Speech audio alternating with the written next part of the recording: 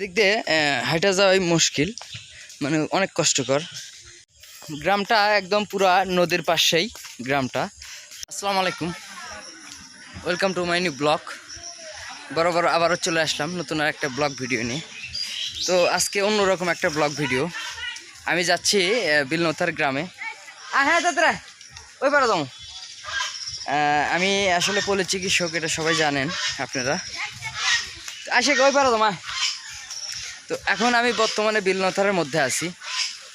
এই বিলনথার গ্রামের 800 ভোটার, এখানে নির্বাচনী একটা 800 ভোটার।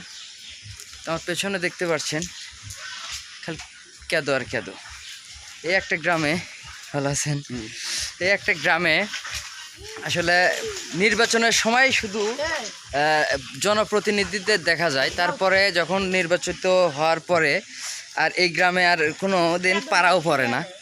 এই একটা বর্ষার সিজন, আপনি দেখতে পাচ্ছেন একটা গাড়ি, একটা অর্থাৎ মানুষ হেঁটে যাওয়াই মুশকিল। আমি একটু পেছনের ক্যামেরা দিয়ে আপনাদের একটু দেখাই। দেখেন কি একটা অবস্থা। এই গ্রামে যে একটা জনপ্রতিনিধি আছে তার কোনো মূল্যায়নই নেই, মানে সে কোনো কাজেরই না, সোজা কথা। আসলে আমরা অন্য ইউনিয়নে অর্থাৎ এলাঙ্গি ইউনিয়নে থাকি আমরা, যদিও আমার ব্যবসা প্রতিষ্ঠান সব বিলনথারের মধ্যে। তো আমাদের সবসময় চলাফেরা করতে হয়।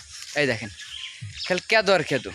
এদিক দিয়ে হাইটা যাওয়াই মুশকিল, মানে অনেক কষ্টকর। এই যে কেদোর রাস্তা, মানুষজন পার হচ্ছে দেখেন।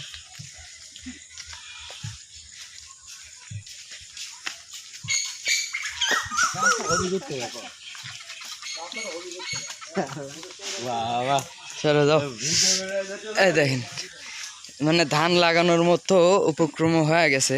অর্থাৎ ধান লাগালে এই বর্ষার সিজনে খুব ভালো ফলন আসতো। এই অর্থাৎ এই আপনার এই রাস্তাতে ধান লাগালে দেখতে পাচ্ছেন পুরো গ্রামে এই একই অবস্থা। একটা গাড়ি যাওয়ার মতো পরিবেশ নাই, হাঁটা তো যাওয়াই যাচ্ছে না, হাঁটা যাওয়াই মুশকিল।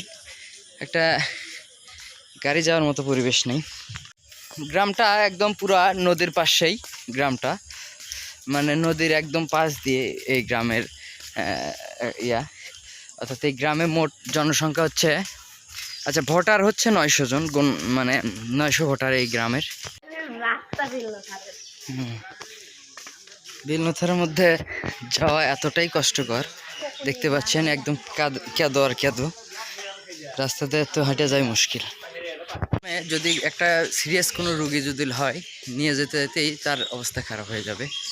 এই রাস্তাতে হাঁটা যাওয়া ইম্পসিবল। মানুষের আসলে নির্বাচন যখন আসে তখন দেখবেন যে জনপ্রতিনিধিদের বাড়ি বাড়ি যাওয়ার একটা ধুম পড়ে যায়, কিন্তু নির্বাচন শেষ তারপরে আর জনগণের আর কোনো খোঁজ খবর নাই। ওবায়দুল কাদের যে বলে যে প্রত্যেক রাস্তা একদম পাকা করে দেবে, কিন্তু এই গ্রামটা খুবই কষ্ট করে মানুষজন চলাফেরা করে। মানুষ কাদার ভিতরে চলাফেরা করতে করতে এক পর্যায়ে দেখা যায় যে পায়ে অনেক ধরনের সমস্যা দেখা দেয়। তে এই গ্রামের লোকজন মানে অনেক অসহায় তো দিন যাপন করে, কারণ এদের মানে নদীর ওই পারে হলো এদের ইউনিয়ন, যার কারণে এদের দেখার কেউ নাই।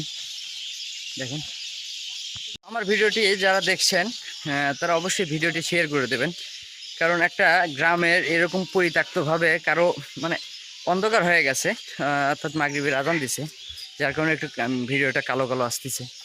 তো আপনারা সবাই একটু দয়া করে ভিডিওটি শেয়ার করে দেবেন।